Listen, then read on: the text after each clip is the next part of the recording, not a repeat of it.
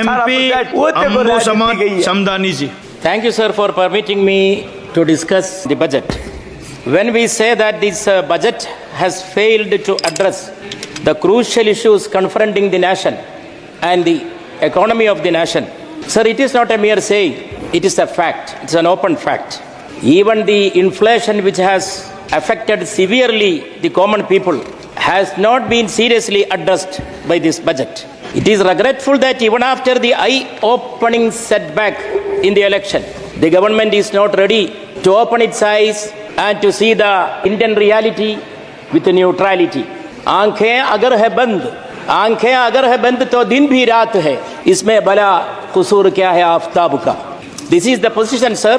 The government has to open its eyes to see the reality straightly. Sir, this budget is a sign of the changed political landscape and the fractured verdict that the last Lok Sabha election has given to this ruling party.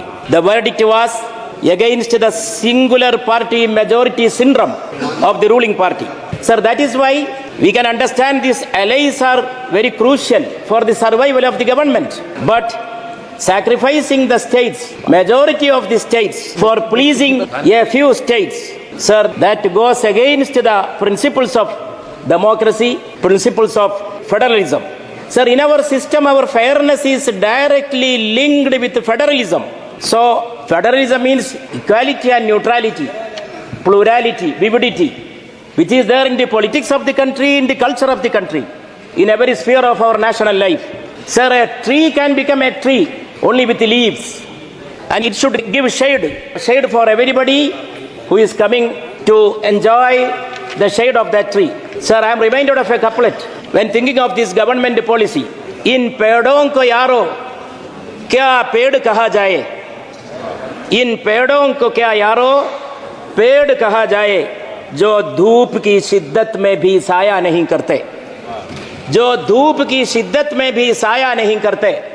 Even in the heat of the summer heat, this government is not ready to give shade for all the states. It is not ready to see all the states neutrally.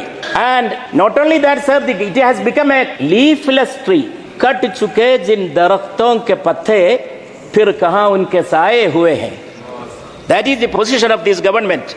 The disability to look beyond one state in the north and another state in the south, it is a sign of failed governance and also utter unfairness. Many states were neglected.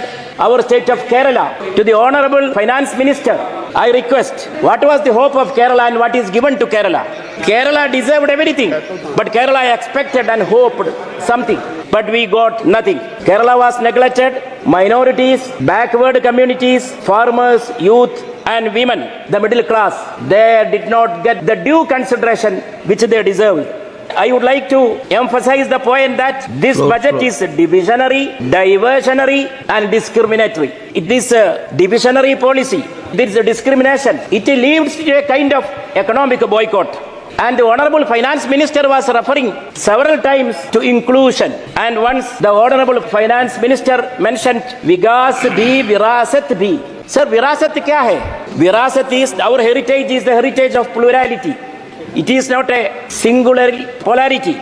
We know that even in this Kanbar Yatra, the policy adopted by the rulers there in those states, it was against the very spirit of constitution. It was against this kind of virasat. The Supreme Court had to intervene to halt those concerned states from implementing that directive which was asking to display the identity of the shopkeepers. Sir, even the other day, one head constable, Ashik Ali, jumped to the river to save a young Kanwarian named Monu Singh, 21-year-old Monu Singh.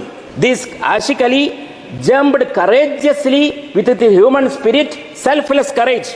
This is our virasat. This is there in the Indian society. But what is going on against this? This has to be checked. Sir, many such incidents are there. So the virasat is amno aman, payam mohabbat. हम पयाम मोहब्बत आम करते ही रहेंगे against all this kind of hatred and divisionary agenda. Sir, the minority, backward communities and the middle class. Sir, the governments are thinking that this middle class are to be taxed, and again they have to be taxed. Actually, the middle class has to be taken as an engine, powerful engine of growth. Sir, farmers, what is the essential need of the farmers today in the country? Honorable Finance Minister was mentioning at the very outset about research. Research is well and good. We all appreciate.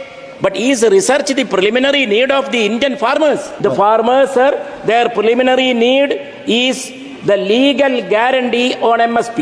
And also the youth. The youth in the country. In a country where the youngest are the largest population and the millions of college educated youth are there in the country. So job creation has to be the primary agenda in this country. At least one relief is there. The government has started identifying that there is a job problem in the country. And women's rights, the scheme was there, ensuring job for them. Even the schemes were reduced. Solution lies not in the subsidies to corporate sector, but it is in creating demand. And sources of demand are the private consumption, investment and export. I would like to request the Honorable Finance Minister to take into consideration the equal rights of states and the principles of pluralism and federalism. Thank you, sir. Thank you.